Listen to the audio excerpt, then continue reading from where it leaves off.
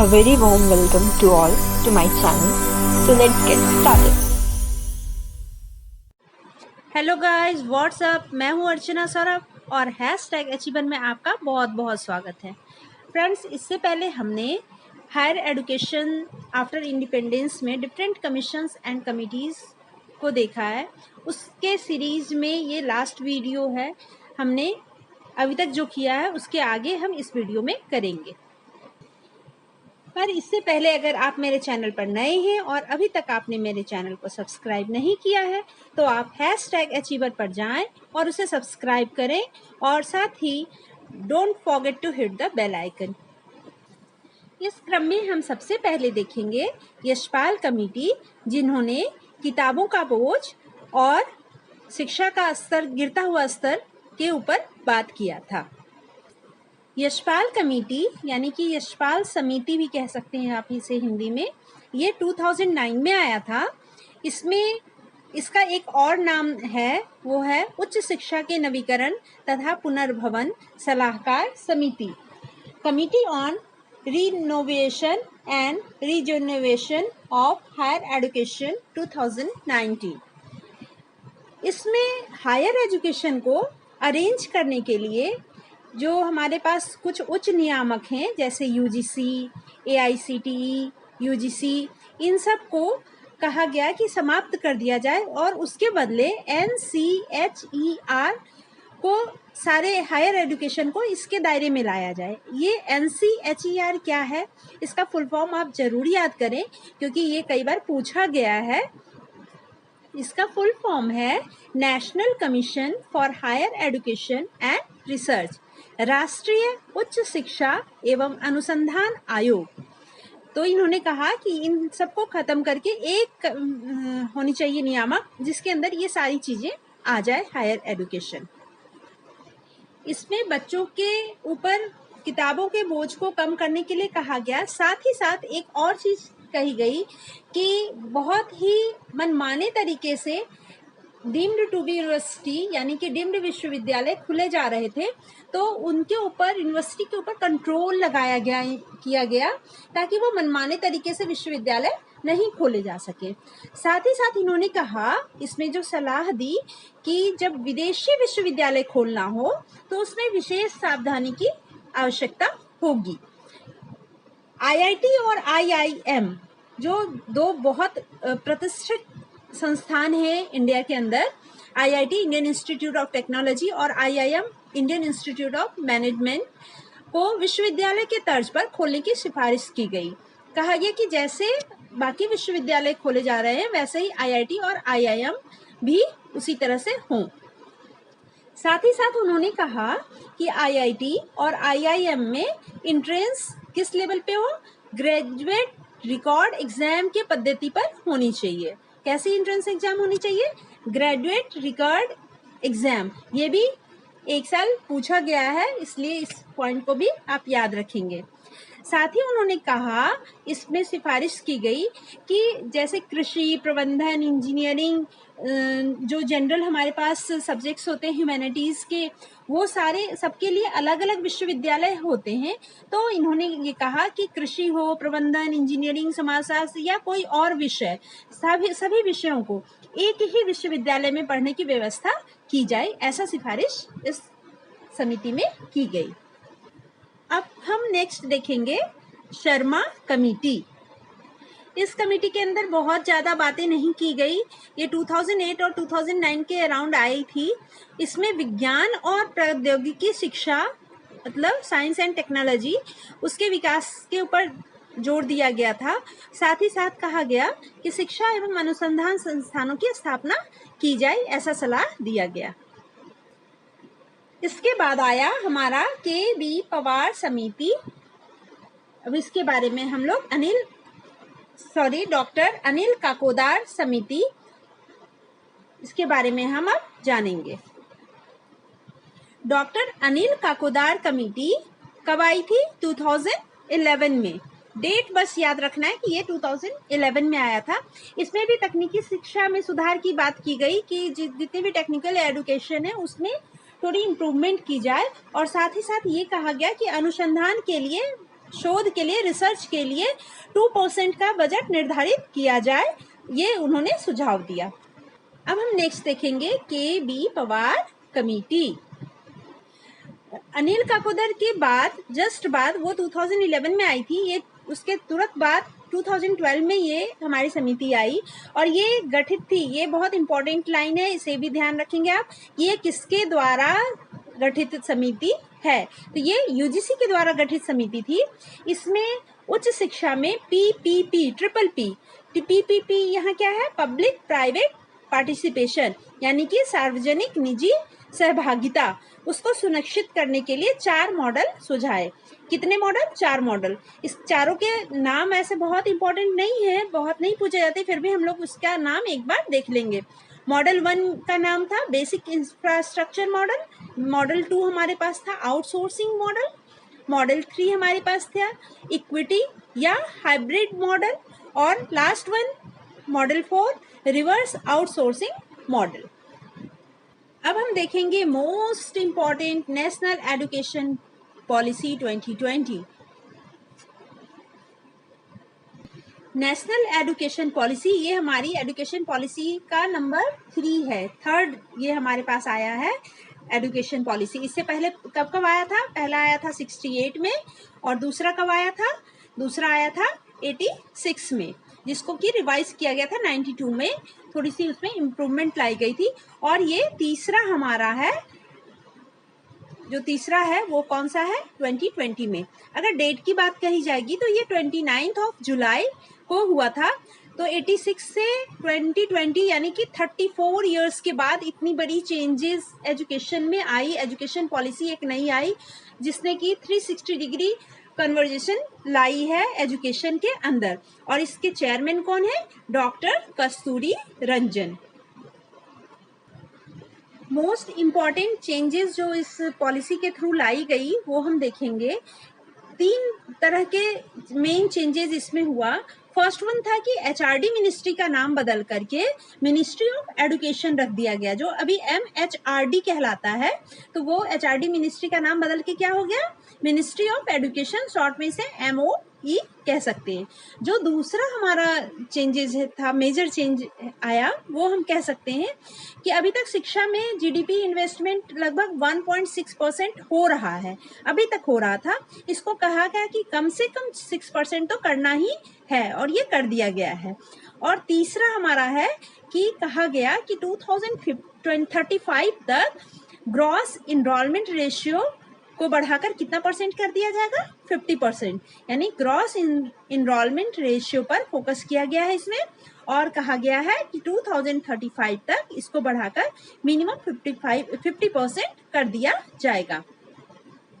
अब जो नेक्स्ट हमारे पास है कि बहुत बहुत बहुत बहुत इम्पॉर्टेंट थिंग आ रही है कि फॉर्मेट, एजुकेशन फॉर्मेट। अभी तक जितनी भी पॉलिसी आई या इससे पहले हमारी शिक्षा पद्धति में 10+2+3 का सिस्टम चल रहा था, 10+2+3 का सिस्टम चल रहा था। लेकिन अब ये बढ़ करके क्या हो गया? हमारे पास नया जो आया वो क्या आया? 5+3+3+4। ये हमारा पेडागोजिकल एंड करिकुलर स्ट्रक्चर, जो कि किस पे बेस्ड है? Cognitive and socio economic status के ऊपर बेस्ड है। ये हमारा स्ट्रक्चर बहुत इंपॉर्टेंट है, आप इसको ध्यान रखेंगे। 5+3+3+4। इस पॉलिसी के अंदर ECCE, इसका भी फुल फॉर्म कई बार पूछा जाता है, अर्ली चाइल्डहुड केयर एजुकेशन। इसके ECCE यानी कि जो हम प्राइमरी एजुकेशन देखते हैं, आंगनवाड़ी एंड इन ऑल, वो उसको कहा गया कि इंटीग्रल पार्ट और फॉर्मल पार्ट एजुकेशन को अब माना जाएगा, जैसा कि वर्ल्ड के मोस्ट ओवर कंट्री में पाया जाता है। कि ये लाने से क्या हुआ कि जो हमारे छोटे छोटे बच्चे हैं 3 इयर्स ऑनवर्ड, 3 साल के बाद के बच्चे, मतलब 4 साल 5 साल 6 साल के जो भी बच्चे हैं, वो भी हमारे मेन एजुकेशन फ्रेमवर्क में शामिल हो गए। तो ECCE early childhood care education, इसको क्या कहा गया? As a formal and integral part of, यहाँ ए होगा, sorry, formal and integral part of education इसे माना गया। अब ये जो 5+3+3+4 फॉर्मेट है उसको कैसे डिवीजन किया गया वो हम देखेंगे।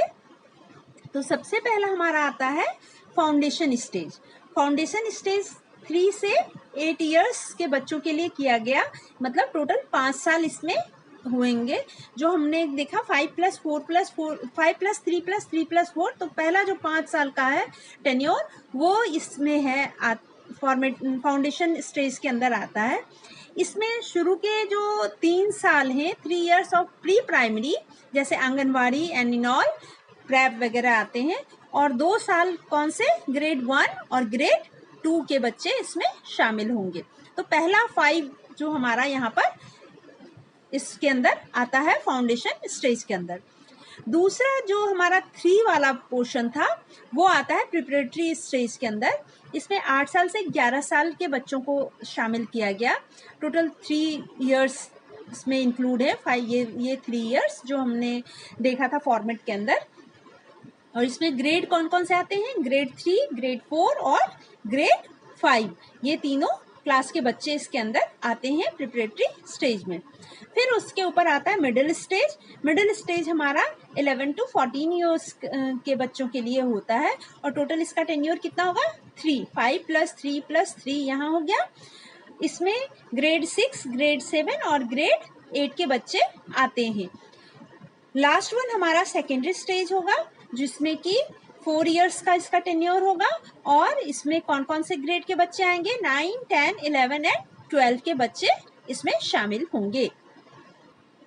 इस जो हमारी आई पॉलिसी, इसमें 3 एम, इसका 3 ऑब्जेक्टिव या 3 मेन एम रखा गया। एक तो सबसे पहला कि जो हमारे बच्चों पर, छोटे छोटे बच्चों पर किताबी बोझ का बहुत ज़्यादा बस्ता भारी होता है, बच्चे उसी से परेशान होते हैं, पीठ पे लदा हुआ बस्ता, तो वो कंटेंट लोड उनको बहुत परेशान करता है, तो उसको रिड्यूस करने की बात कही गई। ये कहा गया कि क्रिटिकल थिंकिंग पर ध्यान दिया जाए, बच्चों को कोकुलर एक्टिविटीज़ में इन्वॉल्व किया जाए, एक्स्ट्रा उनके ऊपर प्रैक्टिकल वर्क और बाकी चीज़ों पर ध्यान दिया जाए, जिससे ओवरऑल उनका इम्प्रूवमेंट हो। बट कंटेंट लोड उनके ऊपर इतना ज़्यादा नहीं दिया जाए, क्योंकि बाकी यूरोपियन कंट्री जो डेवलप्ड कंट्री हैं उसमें भी छोटे छोटे बच्चों के ऊपर कंटेंट लोड उतना नहीं दिया जाता है। सेकेंड कहा गया कि स्कूल इंफ्रास्ट्रक्चर पर फोकस किया गया। इसका मेन एम था कि स्कूल के अंदर लैब नहीं होते, लाइब्रेरी नहीं होते, तो बच्चों को प्रॉब्लम होती है। यहाँ तक कि कई स्कूल में बेसिक नीड्स जैसे शौचालय, बालिकाओं एवं बालकों के लिए अलग अलग शौचालय की व्यवस्था नहीं होती, तो पीने का पानी नहीं होता। इस तरह की चीज़ों के ऊपर फोकस किया गया कि ये सारी कमियों को दूर किया जाए। और तीसरा हमारा था जो बहुत इम्पोर्टेंट थिंग है, हमारे प्राइम मिनिस्टर इस ओर जा रहे हैं डिजिटल इंडिया की तरफ, तो ये कहा गया कि जो एजुकेशन होनी चाहिए, एजुकेशन पॉलिसी ऐसी होनी चाहिए कि एजुकेशन से 21st सेंचुरी की जो लाइफ स्किल होती है वो हमें प्रोवाइड होनी चाहिए। किससे मिलनी चाहिए, एजुकेशन के अंदर मिलनी चाहिए, मतलब एजुकेशन ही हमें लाइफ स्किल प्रोवाइड करे, ऐसा एजुकेशन सिस्टम होना चाहिए। इसमें और भी कुछ बहुत इम्पोर्टेंट चीज़ लाई गई, जैसे कहा गया कि रिपोर्ट कार्ड जो बनेंगी बच्चों के, उसको 360 डिग्री रिवॉल्यूशन दिया गया है। इट मीन्स उसमें पहले रिपोर्ट कार्ड में जैसे सिर्फ पहले एकेडमिक होते थे, तो नहीं, अब उसमें जितने भी को स्कॉलरशिप एक्टिविटीज़ या प्रोजेक्ट या फिर उनके गेम्स, जितनी भी चीज़ें हैं उनको इंक्लूड किया जाए, बच्चों का ओवरऑल डेवलपमेंट इसके अंदर देखा जाएगा। तो ये पर्सपेक्टिव को इस पर फोकस किया गया। ये कहा गया कि क्लास 6 स्टैंडर्ड 6 ऑनवर्ड क्या सिखाई जाएगी, कोडिंग में सिखाई जाएगी। जैसा कि चाइना में बहुत पहले से ये प्रैक्टिस किया जा रहा है और उसकी डेवलपमेंट हम लोग देख रहे हैं कि कितनी तेज़ी से वो डेवलप कर रहा है। तो उस चीज़ को यहाँ भी किया गया कि अभी डिजिटल इंडिया है होने की बात की जा रही है, और जो हमारा एरा है वो डे बाय डे टेक्निकल होता जा रहा है, तो बच्चों को क्लास 6 ऑनवर्ड ही कोडिंग सिखलाई जाए ताकि वो आगे अपने लाइफ में फेस कर सके उसको ईजिली। साथ ही एक और बहुत अहम चीज़ है हमारे पास कि स्टैंडर्ड 5 से तक की जो एजुकेशन होगी वो मदर टंग में होगी, मातृभाषा में होगी, जो बच्चों को पढ़ाया जाएगा। तो उनकी जो भी लैंग्वेज होगी वो मदर टंग में होगी। ऐसा यूरोप के बाकी कंट्री में भी प्रैक्टिस बहुत पहले से किया जाता है और ये देखा गया है कि बच्चे उसमें आसानी से ग्रैस्प करते हैं और जो भी उन्हें समझाया जाता है वो ईजियर वे में उसको कैच करते हैं। अगर उसे कोई सेकेंड लैंग्वेज सिखाया जाए, मीडियम ऑफ इंस्ट्रक्शन अगर सेकेंड लैंग्वेज हो तो वो बच्चों को कंटेंट समझने में ज़्यादा मुश्किल होती है रादर देन अगर वो उनके अपने मदर टंग में हो तो। फिर यहाँ जो एक और चीज़ है राइट टू एजुकेशन, अभी तक आप जानते हैं 6 से 14 साल के बच्चों के लिए ये था, इसको बढ़ा करके इसका टेन्योर कर दिया गया 3 to 18 ईयर्स का, ये पूरा बढ़ा दिया गया। राइट टू एजुकेशन को कवर किया जा रहा है किसमें, 3 से लेकर 18 साल के बच्चों तक के को इसमें इसके अंतर्गत लाया गया है। ये तो थी हमारी स्कूलिंग की बात। अब हम थोड़ी सी बात कर लेते हैं हायर एजुकेशन की। हायर एजुकेशन के में भी इन्होंने बहुत सारी चीज़ों को बदलाव किया है। जैसे अभी तक जो फॉर्मेट चला आ रहा था 10+2+3 का, उसमें एक स्ट्रिक्ट डिवीज़न था साइंस में, ह्यूमैनिटीज़ में और कॉमर्स में। तो ये जो स्ट्रिक्ट फॉर्मेट था उसको स्ट्रिक्ट डिवीज़न को अब ख़त्म कर दिया गया है। अब बच्चों को अपनी मर्जी के डिसिप्लिन चुनने की पूरी आज़ादी होगी। यानी कि साइंस का बच्चा अगर चाहे, साइंस पढ़ने वाला बच्चा अगर यदि चाहता है कि उसे म्यूज़िक लेना है साइंस के सब्जेक्ट के साथ, तो वो म्यूज़िक भी ऑप्ट कर सकता है। ये एक बहुत बड़ी चेंजेस है एजुकेशन के अंदर, पहली बात। फिर इसमें फ्लेक्सिबिलिटी को बहुत ध्यान दिया गया है, फ्लेक्सिबल बनाया गया है हमारे पूरे करिकुलम को। इसमें मल्टीपल एंट्री और मल्टीपल एग्जिट को पॉसिबल किया गया है। साथ ही साथ एमफिल को अब एलिमिनेट कर दिया गया है, उसकी मान्यता खत्म कर दी गई है। संस्कृत को हर एक लेवल पे, ऑल लेवल पे पढ़ाई जाने की बात की गई है। साथ ही साथ एक कोई अदर क्लासिकल लैंग्वेज और लिटरेचर को ऑप्शन के तौर पर अवेलेबल रखा गया है। साथ ही जो एक्स्ट्रा ऑर्डिनरी बच्चे हैं उनके लिए एकेडमिक बैंक ऑफ क्रेडिट की भी व्यवस्था की गई है, ताकि वो कुछ एक्स्ट्रा उसमें अपना करके जमा कर सकते हैं। एक ये देखिए आप, इसका फुल फॉर्म बहुत बार पूछा जाता है, मतलब बहुत इम्पॉर्टेंट है, पूछा तो अभी तक नहीं गया है बट ये बहुत इम्पॉर्टेंट है, मे बी इस बार आ जाए। Meru multi disciplinary education and research universities. इसके अंदर कहा गया कि जितने भी हायर एजुकेशन की चीज़ें इनको इसके अंदर लाया जाए और रिसर्च यूनिवर्सिटी को इसके एक नियामक इसको माना गया है। और नेशनल रिसर्च फाउंडेशन एक बनाई गई है साथ ही साथ, जिसमें कि रिसर्च कल्चर को हायर एजुकेशन में डेवलप करने की बात की गई है। एक और फुल फॉर्म हमारे पास आया है HECI, जिसका फुल फॉर्म अगर आप पूछा जाए तो आप कहेंगे higher education commission of India. इसे सेटअप किया गया है as a sole body, as a apex body, और इसका काम है हायर एजुकेशन को कंट्रोल करना, इसको सेटअप किया गया है। लेकिन इसमें सारे हायर एजुकेशन को इंक्लूड किया गया है, सिर्फ एक को एक्सक्लूड किया गया है। वो हमारा कौन सा है, मेडिकल लाइन और लीगल एजुकेशन। कौन सा, मेडिकल और लीगल यानी लॉ, इनको छोड़ करके बाकी सबको इसमें इंक्लूड किया गया है। बाकी के लिए HECI यानी higher education commission of India setup किया जाएगा, ऐसी बात कही गई है। अब कुछ चेंजेस जो हुए हैं ये टीचर्स के लिए भी हुए हैं। उसमें कौन से टीचर्स के लिए चेंजेस हुए हैं, जैसे हमारा NCERT है, वैसे उसी के प्रोविजन से, उसी के हेल्प से एक हमारी संस्था बनी है NCFTE। इसका फुल फॉर्म भी आपको याद करना पड़ेगा, national curriculum framework of teacher education 2021। ये डेट भी रिमेम्बर करने की चीज़ है। ये इसको स्थापित किया गया है ताकि जितने भी इसको कंट्रोल कर सके, क्योंकि ये टीचर एजुकेशन के लिए है, इसलिए ये टीचर्स को कंट्रोल, इट मीन्स रेगुलेट करने के लिए ये बनी है। और जो अभी तक टीचर्स के लिए था कि मिनिमम क्वालिफिकेशन था, उसे भी थोड़ी बहुत उसमें भी चेंजेस आई है। अब क्या चेंजेस आई है, मिनिमम डिग्री क्वालिफिकेशन होनी चाहिए, साथ ही साथ क्या होना चाहिए, 4 साल का इंटीग्रेटेड बीएड होना चाहिए, लेकिन ये कब से होना चाहिए? 2030 से इसको लागू किया जाएगा, इम्प्लीमेंटेड किया जाएगा। क्यों ऐसा हो रहा है? क्योंकि हमारा जो गोल है वो है कि global standard of education achieve करना हमारा गोल है, इसीलिए एजुकेशन पॉलिसी में इतनी बड़ी चेंजेस आई है। और कहा गया है there will be no difference between private and government education. ऐसा ये एजम्पशन लेके चल रहे हैं कि कोई भी हाइपोथेसिस एक तरह से आप कह सकते हैं कि ये है कि there will be no difference between private and government education, but practically ऐसा होता नहीं है। लेकिन इस डिफरेंसेस को दूर करने की कोशिश की गई है इस NPE के थ्रू, 2020 के थ्रू। ये थे हमारे कुछ policies after independence. Thanks for watching #Achiever। And आगे इसी तरह की वीडियो देखने के लिए हमारे साथ जुड़े रहिए। Stay tuned for more informative and interesting videos. Till then, keep watching and keep practicing. Thank you.